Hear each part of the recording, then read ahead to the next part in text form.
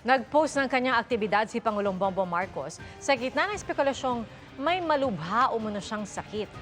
Pinabulaan na naman ng grupo ng mga alagad ng media ang mga naglipa ng fake news na kumukwestiyon sa kanilang pagko-cover sa Pangulo.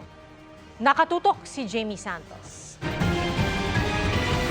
Nag-post ngayong araw sina Pangulong Bongbong Marcos at First Lady Liza Araneta Marcos ng kanilang litrato habang nagdi-dinner sa isang restaurant kagabi. Sabi ng Pangulo sa caption, nag-quiet dinner lang daw sila. Nag-post din ang Pangulo ng isang video kung saan kausap niya ang isang batang nagpa-picture sa kanila. Caption dito ng Pangulo, kahit puno ang schedule, dapat maglaan ng oras para sa mahalagaan niyang bagay. Ang mga post na yan ay sa gitna ng pagkalat ng mga espekulasyong may malubha umanong sakit ang Pangulo na nauna ng pinabulaanan ng Malacanang.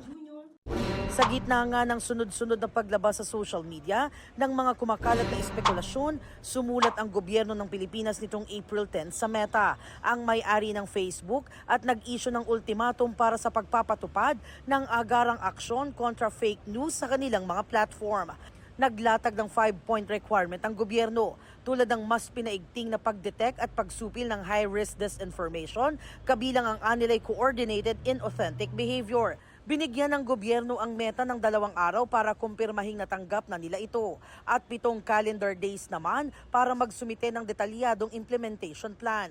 Sakaling hindi umaksyon ng Meta, handaan nila ang gobyerno na gumawa ng ilang legal na hakbang laban sa kumpanya.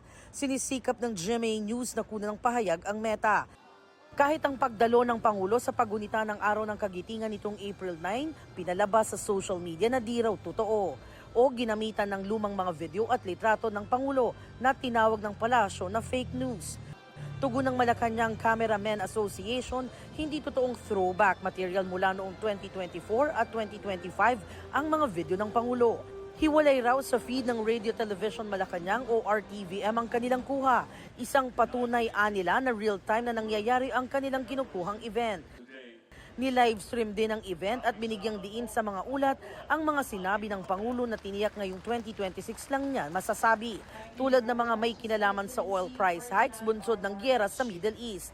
Kinukundina at kinababahala ng Presidential Photojournalists Association o PPA ang alegasyong recycled o gawa-gawa lamang ang mga litratong kuha nila noong araw ng Kagitingan. Pinuna rin ng PPA na may mga individual at grupo na gumamit ng kanilang mga litrato nang wala sa tamang konteksto o mali ang mga deskripsyon. Pinalagan din ng Malacanang Press Corps ang alegasyong nagpapagamit o nagpapabayad sila para pagtakpan ng kondisyon ng Pangulo.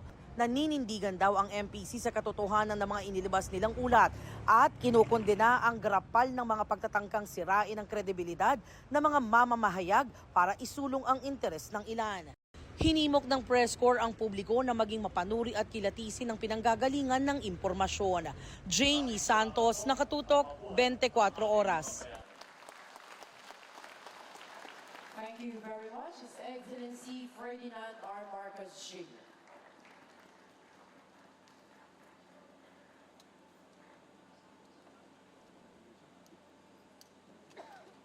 Sa puntong ito, formal